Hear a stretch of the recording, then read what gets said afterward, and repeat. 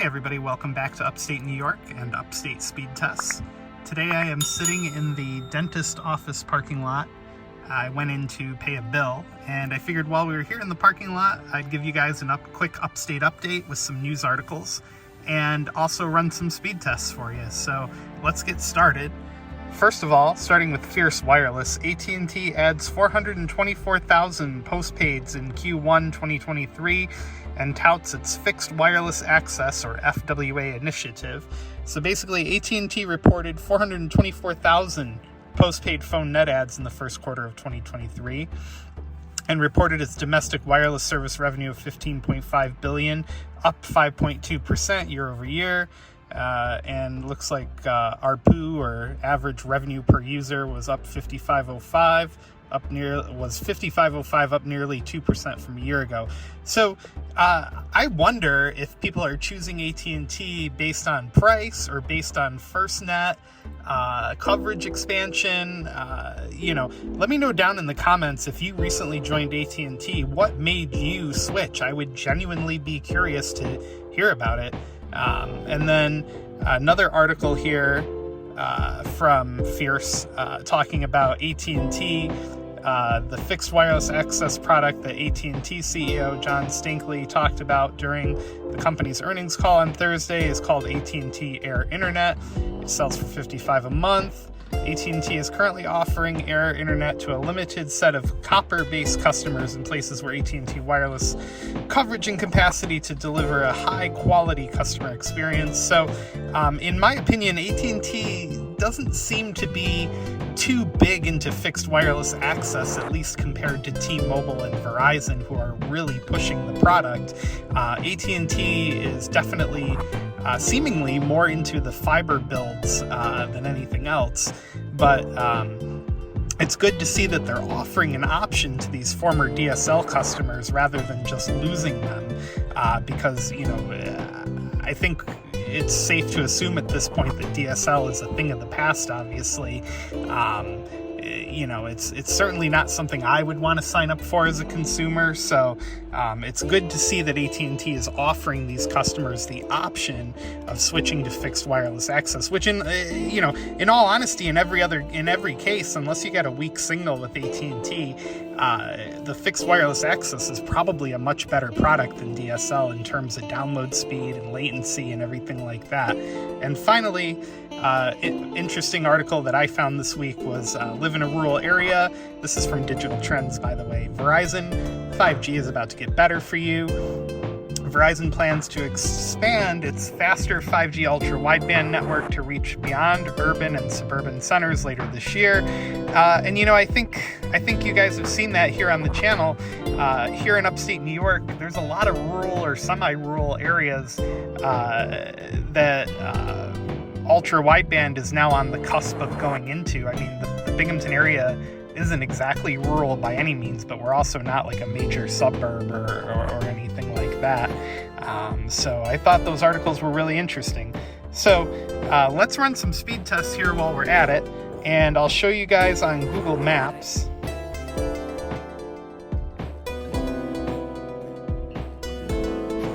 So here's our general location, and let me put on the terrain here. So terrain-wise, I don't know how good you're going to be able to see it. It seems to be taking a minute to load. Terrain-wise, we are in a little bit of a ridge here between a hilltop and another hilltop. So this whole section of road here runs down, it runs down between two hills, basically. And Verizon is on a senior living facility type thing. I'm not sure exactly what you call it, right where that red arrow is now. And T-Mobile is on a really small macro site right over here. And AT&T is on a really tall macro somewhere up in this vicinity up here. So if anything, T-Mobile and Verizon are going to be really good. Verizon's basically right behind where we're testing, and T-Mobile is right in front of us beyond that tree line over there. So if anything, I would think in this location, AT&T, and you can actually, now that I look at it through the camera lens, you can actually see the ridge we're in pretty good on camera. So it's a little more contrasty now that I'm looking at it through the phone. If anything, AT&T, I would think, is going to be the most struggling one here in this location. But let's find out. Let's run some speed tests, and I'll throw the phone up and we'll run the tests. All right, guys, starting out with T-Mobile. Again, T-Mobile cell site is just beyond the tree line over there. It's a really short macro with N41 basically pointed right at us. And looks like we're going to get some pretty fast speeds off this site here. No surprise with N41. It's usually pretty good. This is the T-Mobile 1 military plan, and we are way over the 50 gig threshold. I think last time I looked, I've used like 127 gigs of data. Probably most of it on speed tests, I'm not ashamed to say. So there you go. T-Mobile, N41, probably 120 megahertz. Probably standalone. In fact, I'm curious now. Let's look.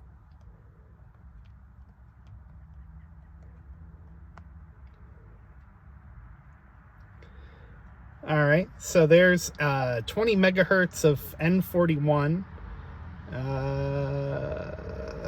So that's going to be the band it's probably aggregating with.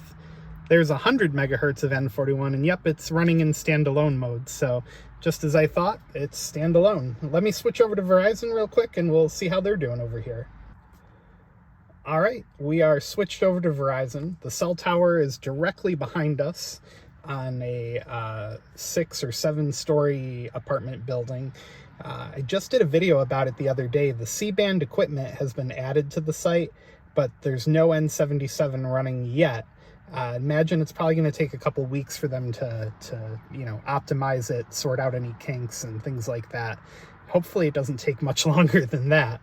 But anyway, here we go. Verizon Wireless running on apartment building behind us, and the speeds are actually really good.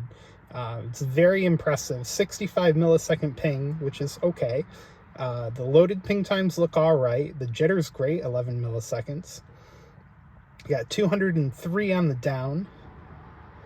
The upload, if you're in the right position, will go up to about 100 on this site now that it's been updated. So there you go. There's what is probably N5 or N2 running on Verizon. And give me 1 minute, I'll switch over to AT&T and we'll see how they're doing. All right, we are switched over to AT&T. As you can see, our Verizon results still up on the screen there. Let me get rid of those. So running 1 bar of AT&T low band 5G.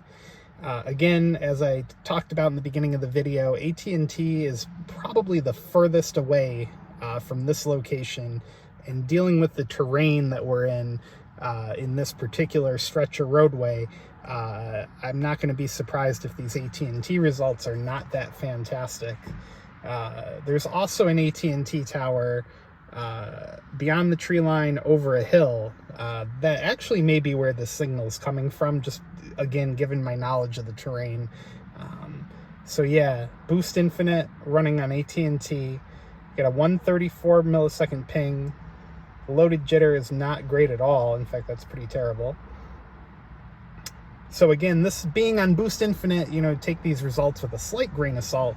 Could be congestion related, but also, again, not a great signal. So 0.26 on the down and 0.06 on the up. Ouch. Jitter is okay, but not amazing. I mean, I guess it's fine. So there you go. Boost Infinite running on AT&T in a weak signal area. So there you go. If you guys like the video, give it a thumbs up, click subscribe down below. And you know what? I guess that jitter's okay. That's fine. Anyway, yeah, subscribe down below, give the video a thumbs up, and we'll see you guys in the next one.